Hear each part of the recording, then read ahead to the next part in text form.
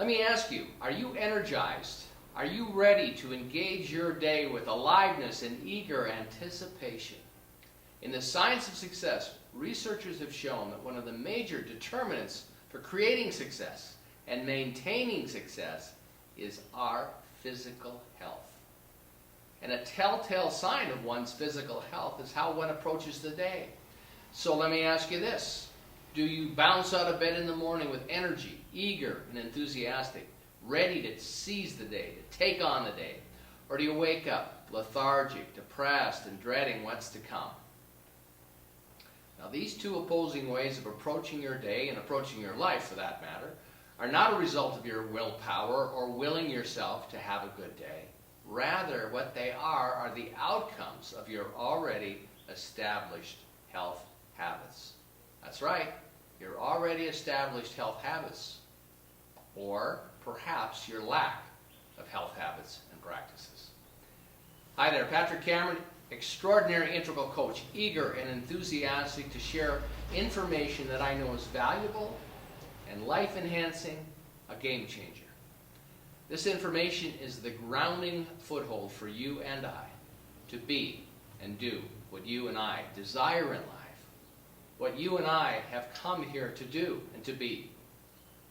In the vast studies on health, the data shows that approximately 50% of our health, 50% of our health is attributed to our health behaviors. Or said another way, approximately 50% or half of our health behaviors contribute to our disease and death, depression, sadness, whatever it may be. So you and I have a part to play. 50% means you and I have a significant part to play in determining our health outcomes.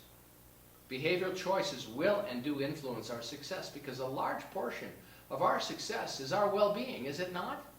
If our somatic body, and by somatic I mean physical body, is in any way compromised, our success, our opportunity for success diminishes.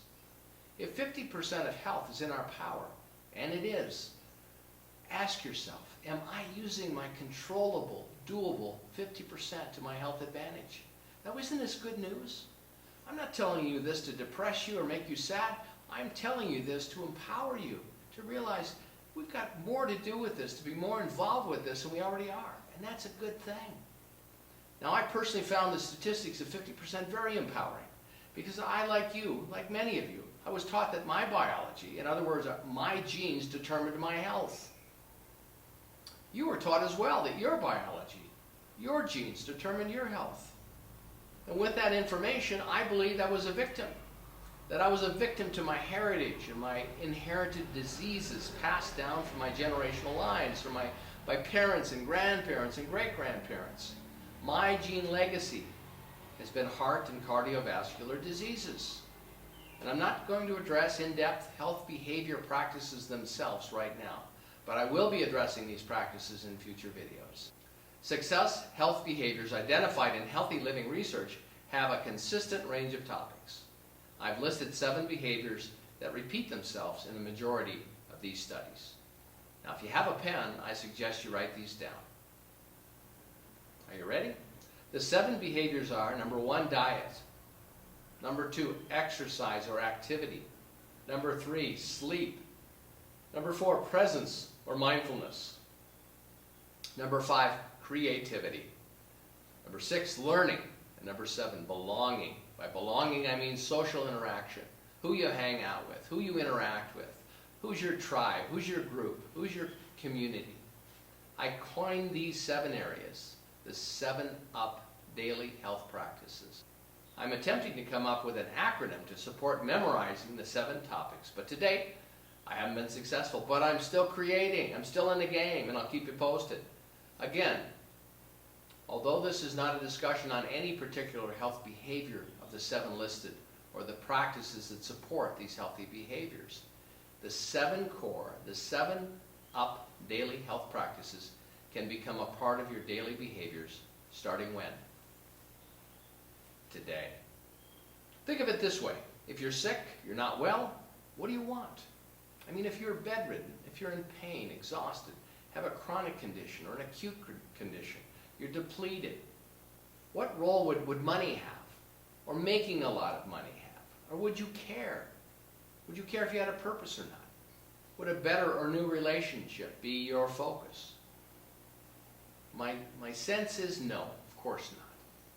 I dare say all of these things in your life would mean very little to nothing if you're not healthy.